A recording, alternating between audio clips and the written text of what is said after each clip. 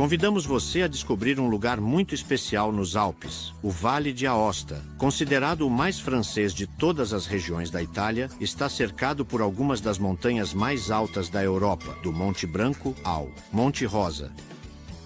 O franco-provençal é falado nesses vales. Esta é uma herança da cultura do Vale de Rothin, que também se encontra nas arquiteturas regionais, bem como nas mesas dos restaurantes locais. Ao contrário dos vales do lado francês do Monte Branco, os vales do lado de Aosta ainda preservam tradições às quais os valdotins estão muito ligados. Siga-nos e descubra esses vales, às vezes íntimos, mas cada um mais surpreendente que o anterior.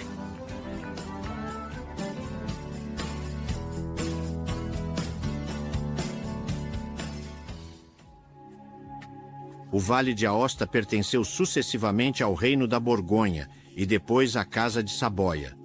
No entanto, apesar das turbulências históricas, a região sempre se beneficiou de um status singularmente autônomo que ainda mantém hoje. É claro que o pivô central do Vale de Aosta é o Monte Branco, que se eleva a 4.807 metros acima do nível do mar, sendo a montanha mais alta dos Alpes. Aqui, há uma chuva como uma gigantesca cúpula de gelo que domina a linha de crista entre a França e a Itália. Ao seu pé estão Courmayeur e Chamonix, resorts que se tornaram mundialmente famosos, e com razão, devido a esta majestosa montanha que os domina. Dos dois lados do Monte Branco, o lado italiano é o que parece mais severo. A aparência dessas altas faces rochosas muda, dependendo de onde são vistas. Essa aparente desolação não impediu Courmayeur, assim como sua contraparte francesa Chamonix, de ostentar muitas pistas de esqui conhecidas ao pé do Senhor dos Alpes.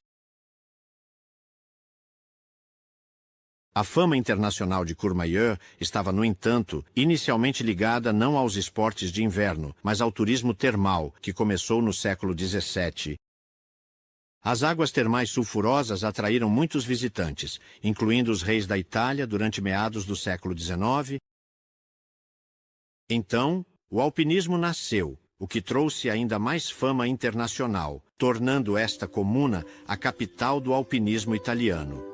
As florestas são uma parte integral da vida dos valdotins, por isso não é surpresa descobrir que os habitantes do vale são excelentes marceneiros, como aqui na oficina de carpintaria Clavel. A loja faz móveis simples, às vezes até rústicos, mas sempre com um toque alpino que confere a esses produtos seu charme único.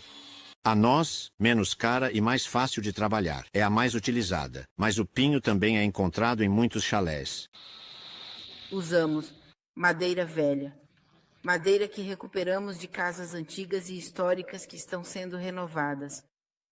Então pegamos a madeira velha que faz parte da casa e lhe damos uma nova vida focando na beleza dessas velhas palavras. Steve, sim.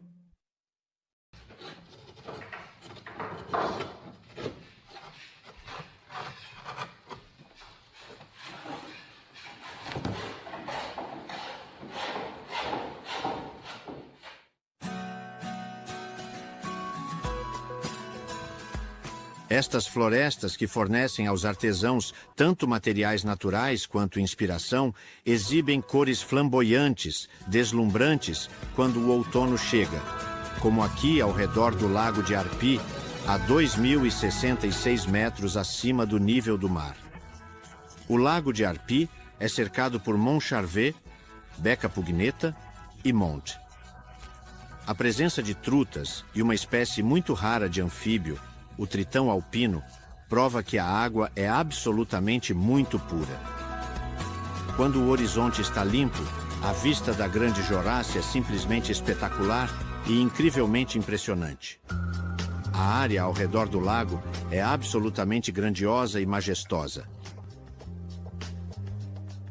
La Tuile é um resort de esportes de inverno localizado em uma bacia glacial que foi esculpida pelo glaciar Routor.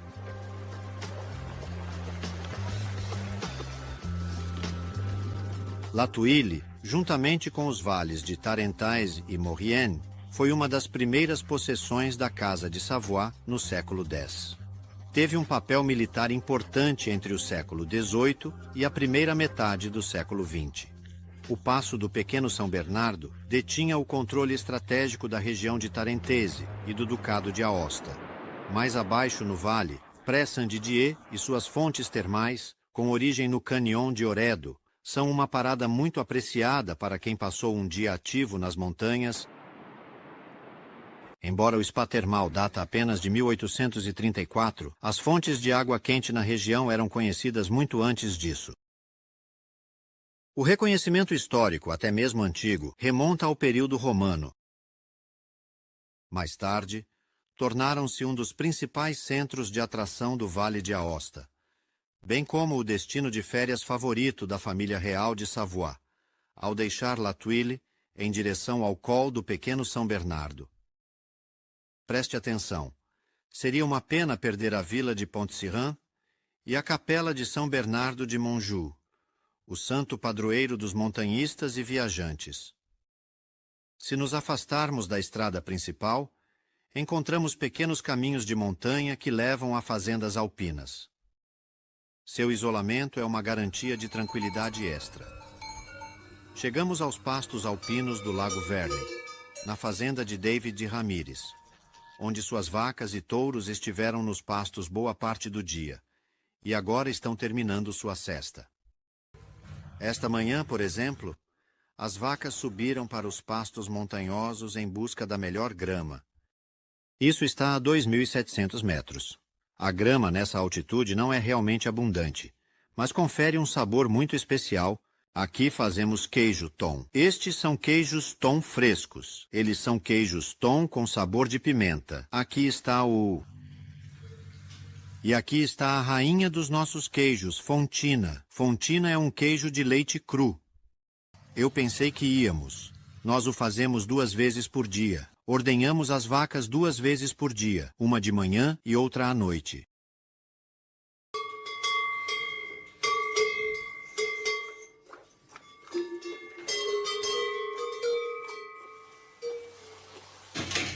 Este é um queijo Fontina que fizemos esta manhã.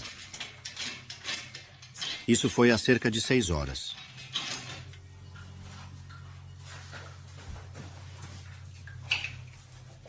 E colocamos a fontina nesses moldes.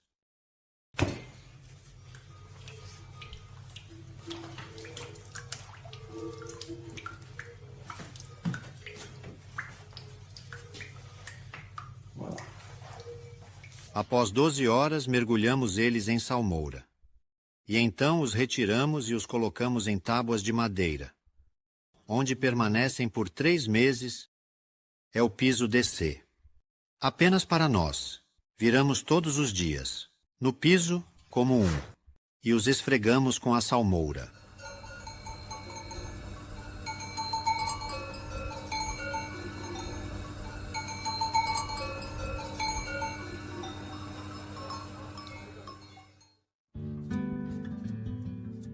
É início de setembro, e mais abaixo, no vale, a colheita das uvas começou nos vinhedos mais altos da Europa, entre Morges e La Salle. A famosa variedade Brillet Blanc é cultivada aqui. É o único cultivar do Val d'Autun, conhecido ao longo dos séculos por conseguir suportar as duras condições desta região montanhosa. Aqui, os mais velhos ainda falam franco-provençal. É o primeiro dia de colheita aqui em Morges. Zoom na cave. Vamos levar as uvas para a cooperativa. E como você pode ver, é um dia esplêndido, ao contrário de outros dias no passado, quando estava bastante frio.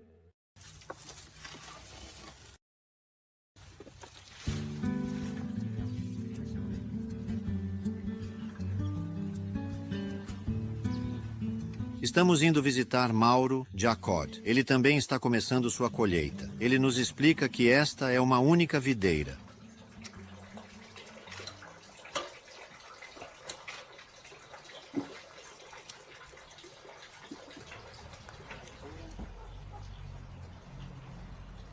Aqui estamos falando sobre estas páginas. Esta é uma variedade de Brillet Blanc. Tem cerca de 180 anos, mais ou menos.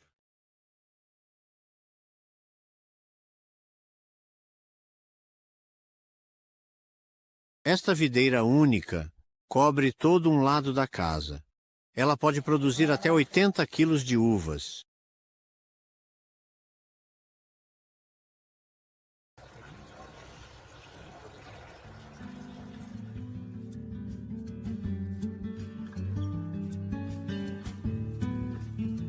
Todo o vale é coberto por pequenos lotes familiares. Para melhor explorar o calor do solo e evitar danos causados pelo vento e geada no inverno, as videiras são treinadas em pérgolas baixas. Eles precisam de ar e sol. Se os colocarmos muito baixos, eles não conseguem respirar. Eles simplesmente não conseguem sobreviver.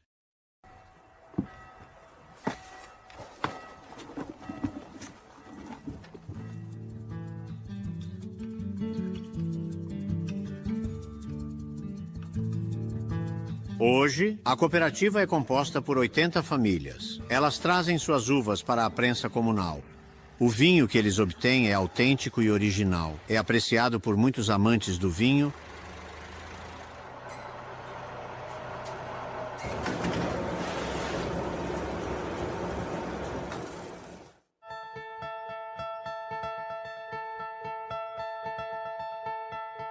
Estamos a caminho do Vale de Cônia, a entrada do Parque Nacional Gran Paradiso, cujo pico mais alto tem mais de 4.000 metros de altura, a 1.500. Em metros, a vila às vezes se assemelha a um museu ao ar livre, com suas esculturas monumentais.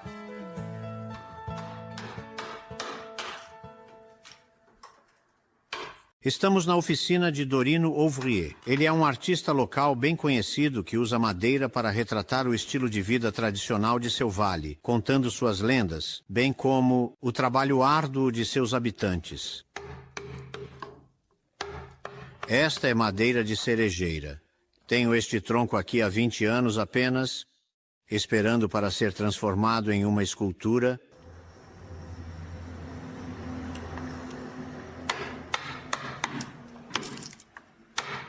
É uma madeira muito dura.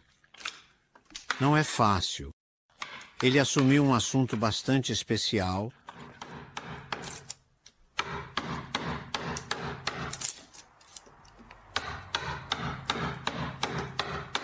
É o juízo final. Eu fiz como imaginei. Não sei se é muito bom ou não.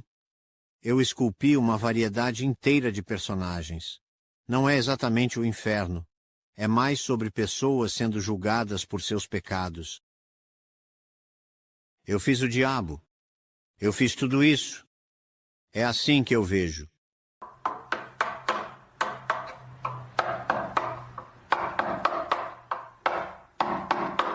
Eu realmente gosto de esculpir grandes esculturas impressionantes. Comecei há mais de 20 anos e fiz muitas esculturas grandes. Mas também faço pequenas, um pouco de tudo.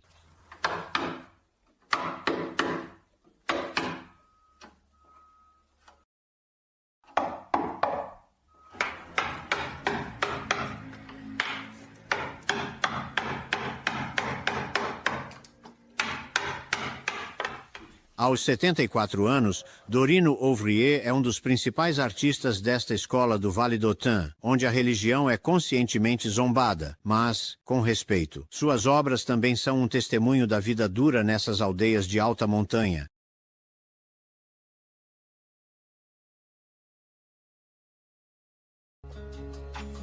Saindo do Vale Nantais, subimos em direção ao Vale de Lausanne. Há várias pequenas aldeias alpinas ao longo do caminho. O Parque Nacional Gran Paradiso, inaugurado em 1922, sucedeu à Reserva Real de Caça do rei Vítor Emanuel II, que ele criou em 1856 para proteger o ibex alpino, então em perigo de extinção. Esta área protegida é oficialmente o mais antigo parque nacional italiano. Hoje, existem mais de 3.000 ibex que preferem permanecer em altitudes mais elevadas, enquanto as 8.000 gamuza no parque descem mais dispostas em direção às aldeias, em busca de alimento. Temos um quadro no qual os animais estão protegidos. Obrigado. É um ambiente frágil. Por isso, o parque é muito importante.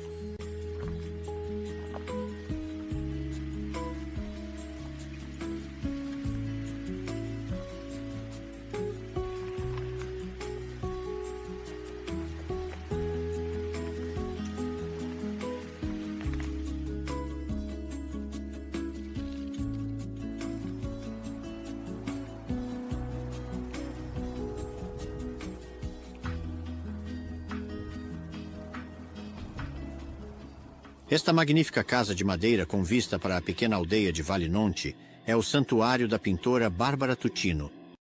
Ela é apaixonada pelas montanhas e tudo que diz respeito a elas. Ela produziu um livro sobre o alpinista Walter Bonatti. Bonatti foi responsável por muitas façanhas nas décadas de 1950 e 60. Ele é particularmente famoso por ter aberto, sozinho, uma rota direta na face norte do Matterhorn,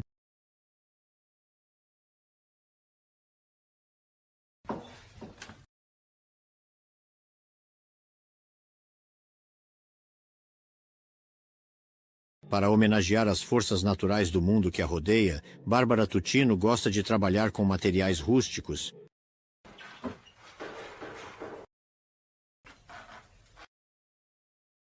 Isto é chapa de metal. Chapa de ferro. Temos telhados de pedra aqui, e sob as pedras colocamos esta chapa. Quando os telhados estão sendo reparados, eu coleto as antigas chapas que estão sendo jogadas fora. É um bom material para trabalhar. As tintas brincam com o fundo, com o próprio material. O real que somos.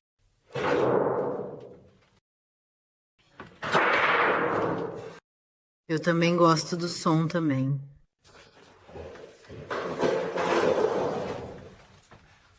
Estas são as antigas lousas das escolas. Elas não são mais usadas. Esta é uma região na região bicentenária do bicentenário. Esta é uma região bilíngue. Estudamos francês na escola desde o primeiro dia. Se nós classificarmos... Antigamente, era a língua comum para todos. Aqui, todos falavam um patuá. Cada pequena aldeia tinha seu próprio patuá. E em Konya havia até diferenças entre as aldeias.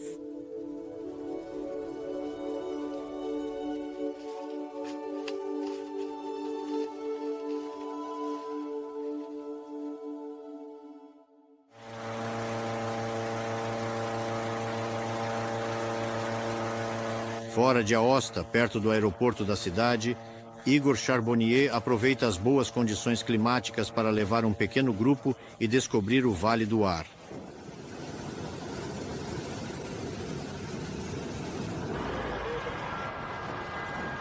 Obrigado.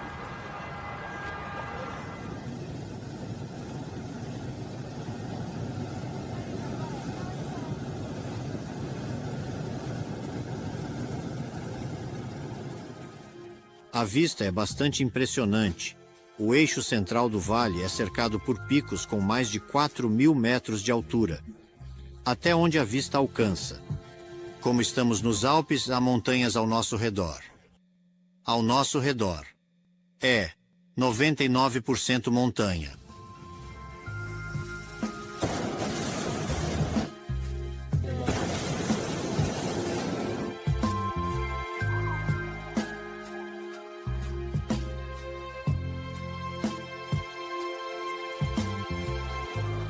A capital da região deu seu nome a todo o vale, Aosta. A cidade foi fundada no século I a.C. Numerosos vestígios antigos, como a Porta Pretoriana, atestam a importância da região para os romanos.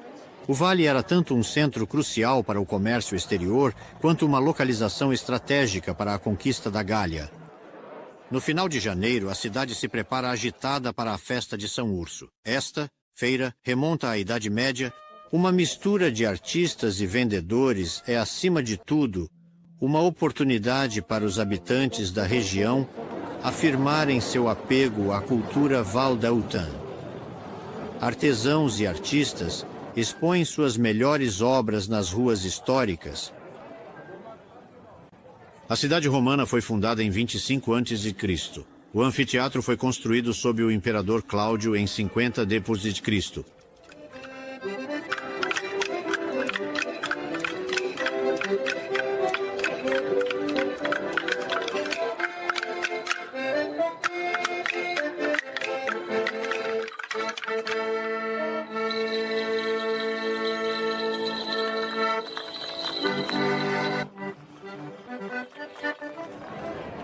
A catedral data do século XI e é outro emblema da cidade. Embora tenha sido modificada ao longo dos séculos, a igreja ainda mantém muitos elementos decorativos que são tipicamente do Vale de Hotin, elementos que ainda podem ser vistos em outros edifícios religiosos do vale. Na feira, os artistas mais conhecidos, assim como muitos artesãos, investem em estandes cobertos e robustos. Este é o estande de Marot Savin, um dos últimos fabricantes sobreviventes de sinos de vaca de alta qualidade. Para ele, a feira é uma ocasião única para encontrar os pastores e vaqueiros que compram seus sinos. A gastronomia também está bem representada na feira, seja com queijos, mel ou charcutaria.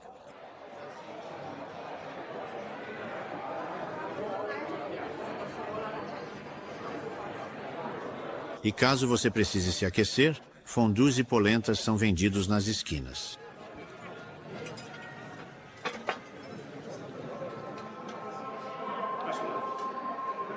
Aqui está um local favorito entre os visitantes, o Claustro de São Úrsulo. Este conjunto românico foi obra de mestres artesãos provençais ou lombardos. Uma inscrição em um dos capitéis sugere que o claustro provavelmente data de 1133, mesmo antes de uma bula papal do Papa Inocêncio II, que impôs a regra de Santo Agostinho, a qual regulamentava a vida de mosteiros como o de São Úrsulo. Os capitéis são esculpidos em mármore, mas foram cobertos com tinta preta há muito tempo. Eles complementam as outras colunas simples e duplas, e representam admiravelmente cenas do Antigo e do Novo Testamento.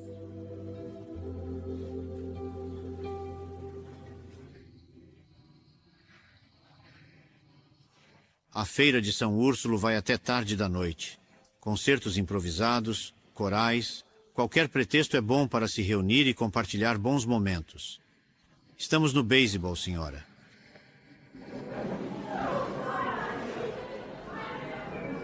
Uma visita às adegas é uma experiência única e fascinante, que serve como um excelente pretexto para explorar mais a fundo a cultura local. No entanto, desta vez, essa experiência é reservada exclusivamente para os poucos afortunados que têm a sorte de serem convidados a participar de uma aventura subterrânea. Para esses privilegiados, a noite não termina nas ruas, mas continua em adegas secretas, locais misteriosos e encantadores que são praticamente impossíveis de encontrar sem o conhecimento dos iniciados. Esses sortudos terão a oportunidade de terminar a noite, debaixo da terra, em um ambiente repleto de história e tradição, enquanto nas ruas acima, as últimas danças animadas e cheias de energia marcam o encerramento das festividades. As adegas, com suas paredes de pedra e atmosfera única, oferecem um refúgio acolhedor e intrigante, onde histórias são compartilhadas e novas amizades são formadas. É uma experiência que combina o melhor da cultura, história e convivência, proporcionando memórias que durarão para sempre. O Grande Passo de São Bernardo é, sem dúvida, um dos passes mais visíveis ao longo da longa fronteira que a região compartilha com a Suíça. O Hospício do Grande São Bernardo é, além disso, o único refúgio aberto durante o inverno para aqueles que, como Napoleão e seu exército em 1800, possam tentar usar o passo.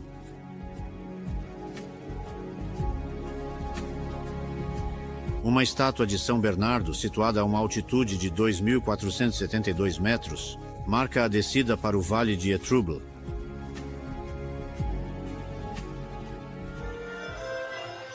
É meados de fevereiro e, mais abaixo, nas aldeias de Gignoux, um carnaval está a todo vapor. Os trajes são inspirados na campanha italiana de Napoleão. Ursos também estão presentes, representando o ciclo das estações. As caudas de mulas, simbolizando os ventos, têm a intenção de desviar correntes de ar insalubres. Espelhos devem afastar espíritos malignos, e a cor vermelha é o símbolo de força e vigor. Nossos trajes foram inspirados nos uniformes usados pelos soldados de Napoleão.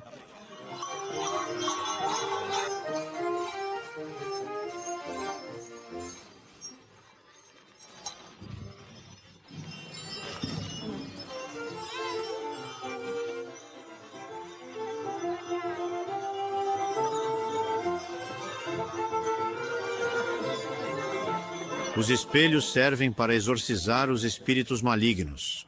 os espíritos que habitam aqui durante todo o ano. Mas uma vez que os tenhamos afastado, as festividades podem começar. E então começamos a festa. Assim disfarçada, a procissão faz o percurso por todas as aldeias da comuna.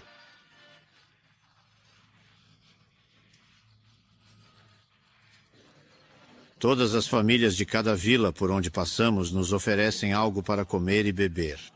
E trazemos um pouco de carnaval e música. As pessoas cantam e dançam. Isso nos une uma vez por ano.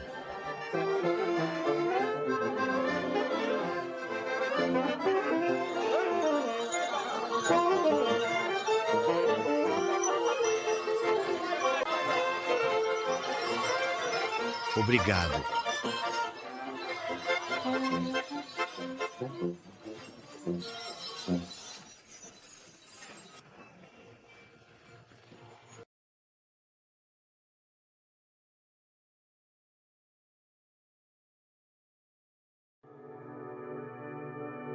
Vamos permanecer no norte de Aosta para descobrir o Vale de Valtornanche, outro lugar mítico da região.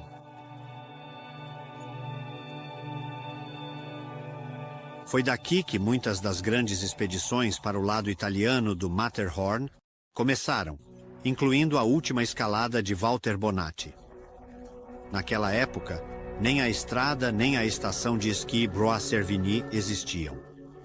As façanhas desses guias e alpinistas inspiraram muitos artistas, como Gabriele Marquinhos, cuja casa é uma obra de arte em si.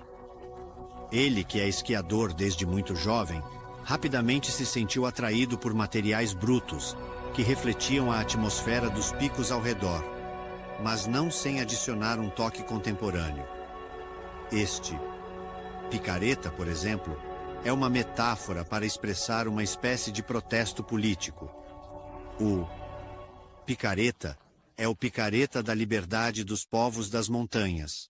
Eu criei isso como uma mensagem ao governo italiano, se você quiser. Suas obras refletem sua raiva pelo dano que foi causado à natureza, ao meio ambiente e às montanhas. Esta obra aqui é uma homenagem aos muitos guias que tentaram escalar o Matterhorn. Esta obra simboliza a ascensão de uma montanha. Os rostos esculpidos neste metal são os guias de montanha, os guias do Vale de Aosta, mas especialmente os guias de montanha, pois, em última análise, eles representam a busca pela espiritualidade e por Deus.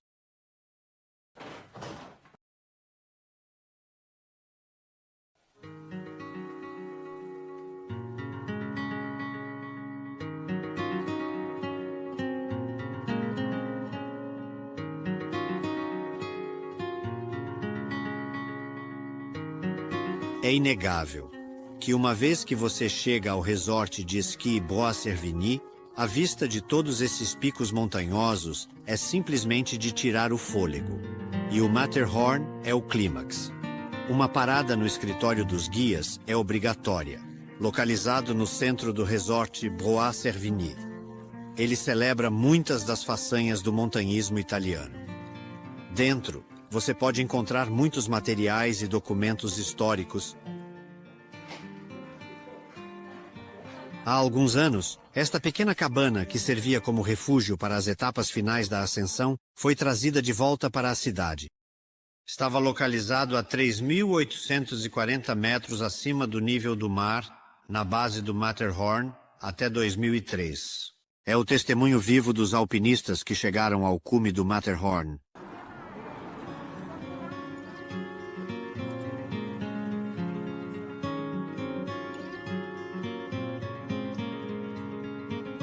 À medida que você sobe gradualmente em altitude, o Matterhorn muda de aparência.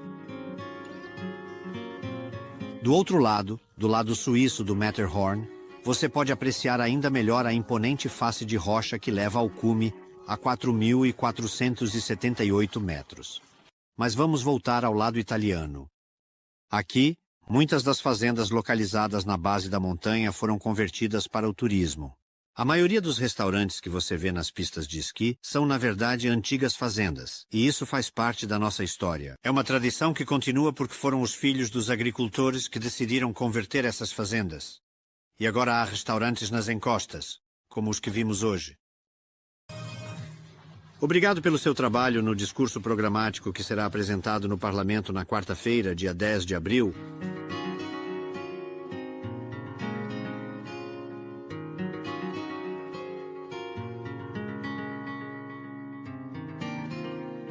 Este cenário magnífico, com seus 351 quilômetros de trilhas esquiáveis, tornou-se quase comum para os futuros campeões do clube de esqui local, que treinam diligentemente nelas todos os dias.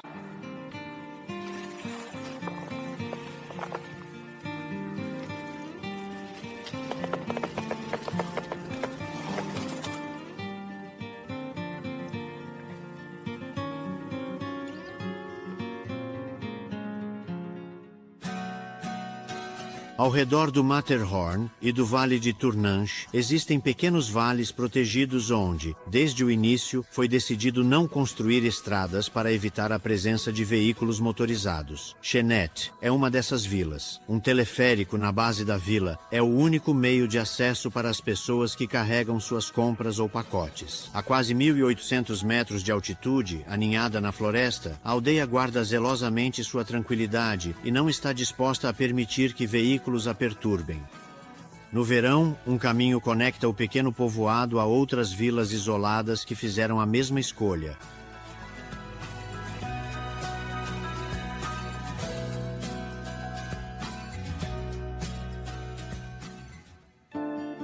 A vila mais conhecida dessas é Chamois. Situada a 1.800 metros em um topo de penhasco que domina a paisagem, é acessível apenas por teleférico a partir de Buisson, uma vila abaixo no vale. Hoje, Chamois recebe turistas.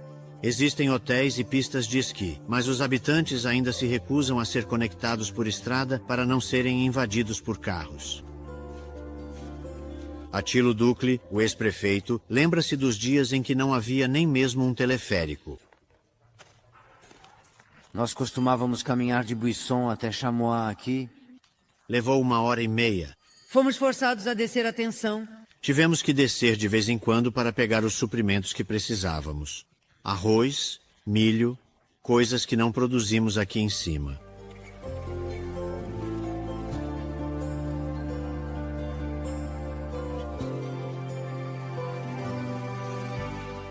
Dissemos não à estrada. Não queríamos o barulho dos carros, os fumos e todo o resto. Sempre quisemos manter nossa tranquilidade, e por isso decidimos construir um teleférico em vez disso.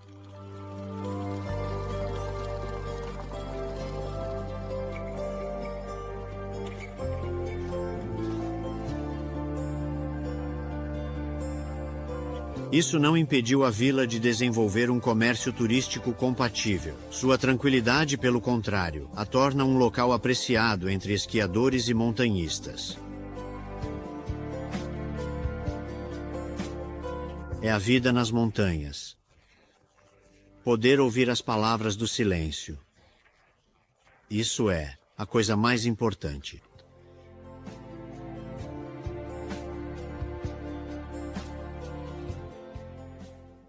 Outro lugar zelosamente guardado é o Parque Natural Montavic, mas ele não guarda segredos para o grande montanhista Abelé Blanc, que escalou com sucesso os 14 picos reconhecidos do mundo com mais de 8.000 metros.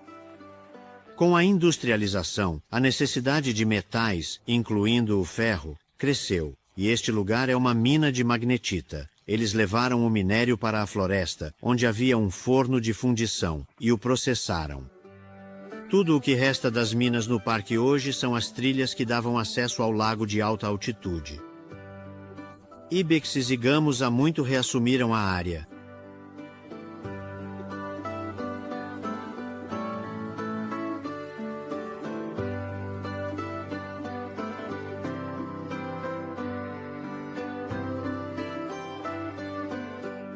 Este é um dos últimos lugares selvagens restantes no Vale de Aosta.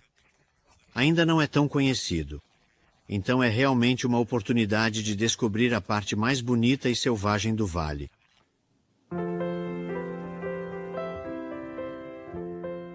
Pântanos de turfa e lagos estão intercalados por todo o parque, assim como algumas pastagens alpinas raras e lindamente situadas.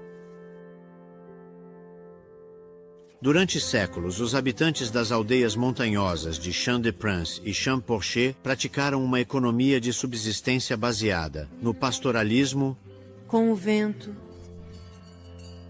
no cabelo, a maneira como você corre pelos campos nos faz tocar a terra.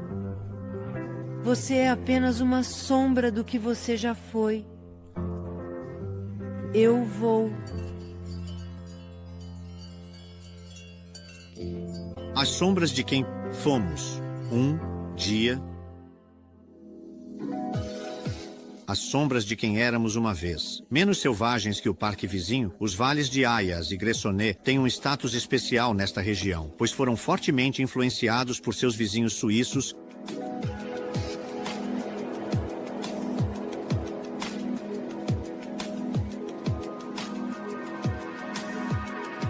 Estamos em Chalon-Saint-Victor, no distrito de Isolas. Vamos visitar o ateliê de Mauro Savin. Nós o conhecemos mais cedo na feira de São Ursos, onde ele exaltou os méritos de seus sinos de vaca. A família dele é de ferreiros de pai para filho há 4 gerações.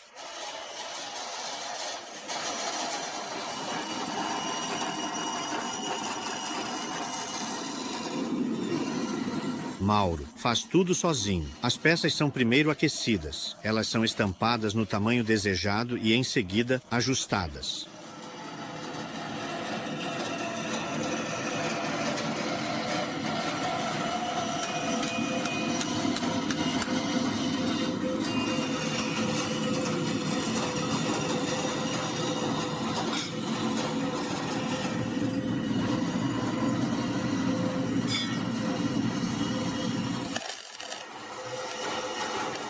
Este é um trabalho de precisão. Em seguida, ele vai montar as 2 metades do sino.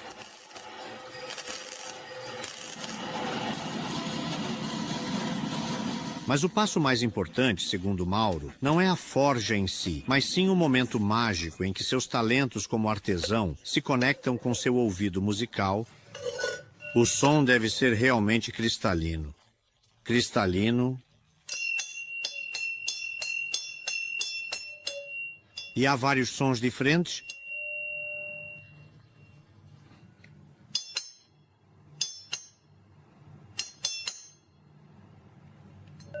São 3, only.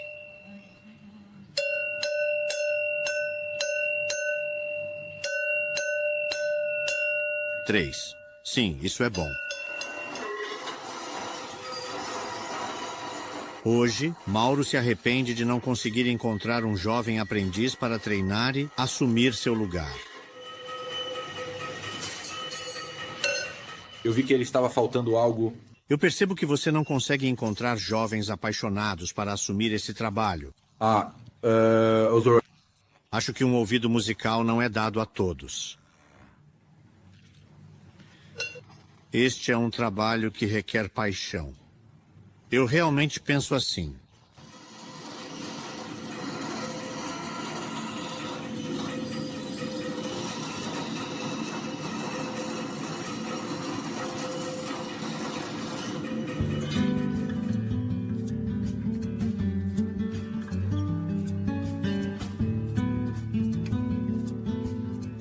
No extremo do Vale de Ayas, chegamos a Champoluc. Esta pequena vila é uma das portas de entrada para o maciço do Monte Rosa. O maciço inclui vários picos na fronteira suíço-italiana. O Dufour-Spitzer, com mais de 4.600 metros de altitude, está inteiramente na Suíça. Aqui podemos atravessar o glaciar Lys, um dos últimos grandes glaciares da Europa. Champoluc está a uma altitude de 1.500 metros e é cercada por várias aldeias que ainda possuem casas tradicionais chamadas rascals.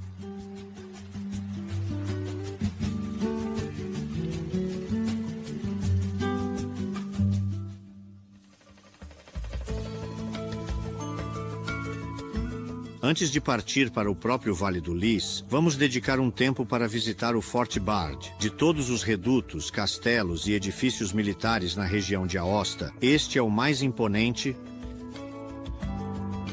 Já no século V, o local controlava as rotas históricas para a França e a Suíça. A região próxima ao forte se especializa no cultivo de castanhas.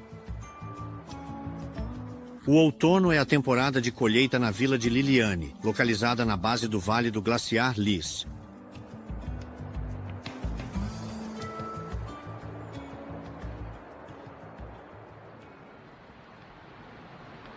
A uma altitude de 655 metros, a cooperativa Il Riccio é o principal produtor de castanhas na região. As nozes de alta qualidade da Coop são muito apreciadas em toda a Itália. Cada família traz sua colheita aqui, onde é pesada e controlada. Durante centenas de anos, as castanhas foram uma cultura básica que fornecia alimento durante o inverno. Elas eram secas no outono em edifícios especiais chamados grer. Ok, quarta-feira, 20 de novembro, 29, 29, 29. Não, então. Limpe de novo. Bem, 29. Ok, obrigado. Vá lá. Tchau. Até a próxima. Tchau. Até a próxima. Tchau.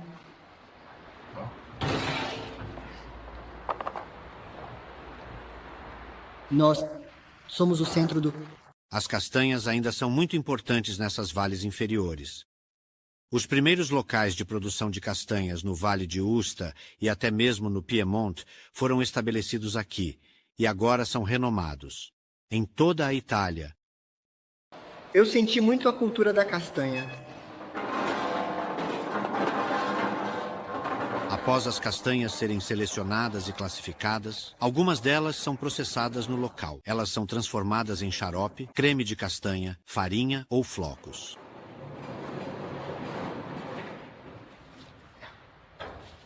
Uma cerveja de castanha é até produzida, chamada cerveja Grá.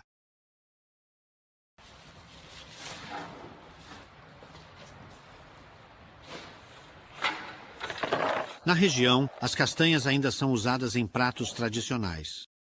Geralmente são consumidas com charcutarias tradicionais, como carne de porco e carne seca, que são preparadas de maneira artesanal, muitas vezes seguindo receitas passadas de geração em geração, feitas em sopas ou simplesmente acompanhadas de manteiga ou leite de montanha, que é conhecido por seu sabor rico e cremoso. No final da colheita, há até um Festival das Castanhas, que é um evento muito aguardado pela comunidade local, onde as pessoas se reúnem para celebrar a abundância da colheita e desfrutar de pratos típicos feitos com castanhas. E uma missa especial é celebrada na bela igreja de Liliane, que é famosa por sua arquitetura única e história rica. Subindo a trilha ao longo do Vale do Lys inferior em direção a Perlos, em um longo caminho que parece perdido na montanha, somos presenteados com vistas deslumbrantes das paisagens naturais, com montanhas majestosas e vegetação exuberante. Chegamos ao povoado de Champ, que poderia estar vivendo em outra época, com suas casas de pedra antigas e ruas estreitas que contam histórias de tempos passados. E com boa razão. É uma aldeia abandonada que Angelo Giuseppe Bettino, um artista mais conhecido como Pino, decidiu revitalizar, povoando-a com suas próprias obras de arte, além de obras de vários outros artistas. Muitos artistas fizeram esculturas, como este aqui, e então eles simplesmente os deixaram aqui. Pino também é um poeta no sonho. Ela é levada pelo vento, mas no sonho ela é invisível. Em sua jornada, ela colide com um véu que o vento sopra na direção oposta, e então, naquele exato momento, ambos se tornam visíveis. Pino fez um trabalho maravilhoso ao longo dos anos. Ele restaurou várias casas, cortou silvas, limpou caminhos e criou obras em madeira, ferro e bronze. Ele devolveu a vida a esta aldeia, transformando-a em um museu ao ar livre. Na extremidade de sua propriedade, você pode admirar o Cristo das Florestas. Esta magnífica escultura em bronze foi fixada na rocha em 2012. A grande maioria das casas já não é realmente habitável, mas a mera presença dessas obras de arte dá vida e atmosfera à aldeia. Nós seguimos pelo vale do Lys inferior em direção a Gressoney. Este é o território Valsa, um povo burgundiano que no século XIII migrou de Zermatt para colonizar este vale, trazendo consigo sua língua e seu estilo particular de casas de madeira chamadas stadel. A metade inferior era feita de pedra. Continha o sable. A metade superior era feita de madeira. Continha o sótão e uma área de armazenamento para feno e grãos. Entre a camada de pedra e a camada de madeira, uma coluna de pedra em forma de cogumelo impedia que roedores subissem para o celeiro.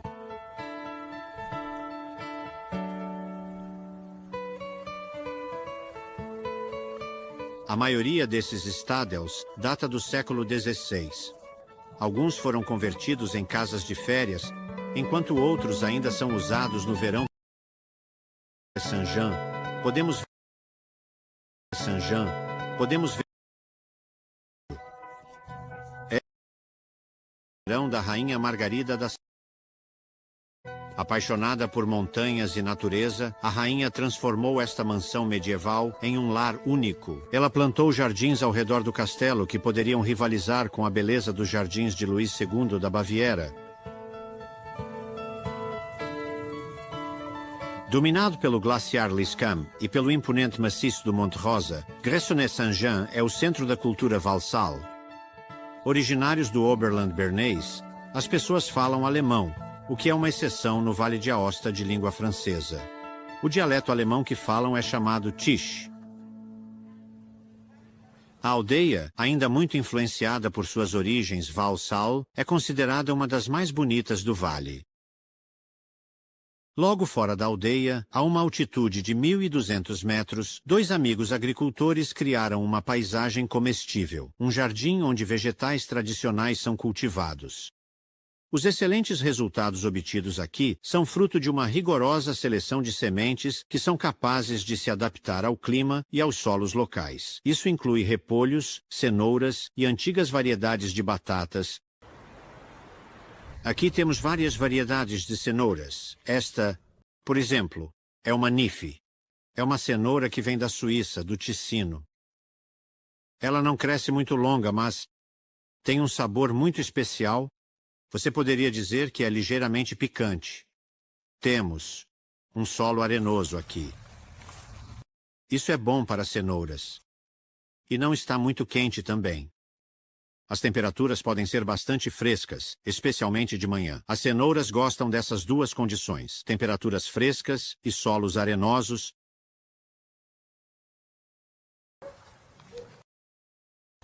Aqui temos outro legume alpino. Em italiano chama-se rutabaga. Aqui está um repolho. É um repolho, mas não é um repolho cultivado por suas folhas. É a raiz que se come. No inverno, pode ser armazenado em uma adega por 4 a 5 meses. Na adega, E as antigas variedades de batatas são muito bem-sucedidas.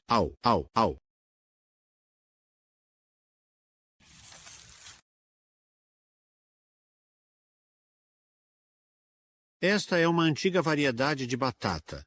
É Vicelentale. Vem do Valais. Essa é outra região valsal na Suíça. E nós pesquisamos variedades antigas cultivadas nos Alpes, e esta tem ligações interessantes com Gressoney. Também é uma comunidade valsal. Por isso cultivamos esta batata com prazer.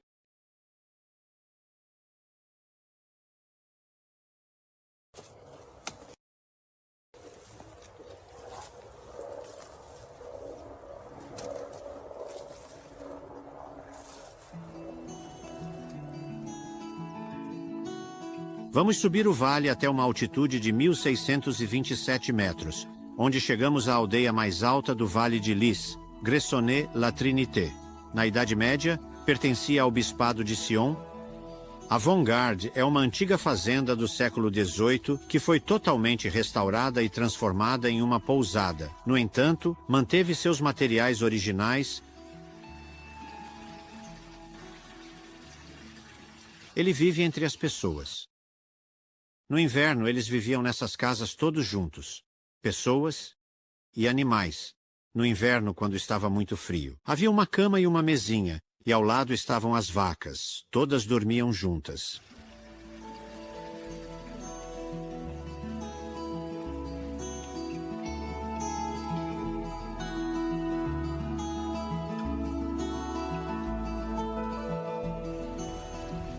Esses estábulos de caça, essas vongardes, são os últimos vestígios vivos da cultura valsal. E após admirar essas casas e as capelas espalhadas entre as aldeias circundantes, nos despedimos desses vales com um patrimônio e caráter tão fortes, tornando o Vale de Aosta um lugar único no coração dos Alpes.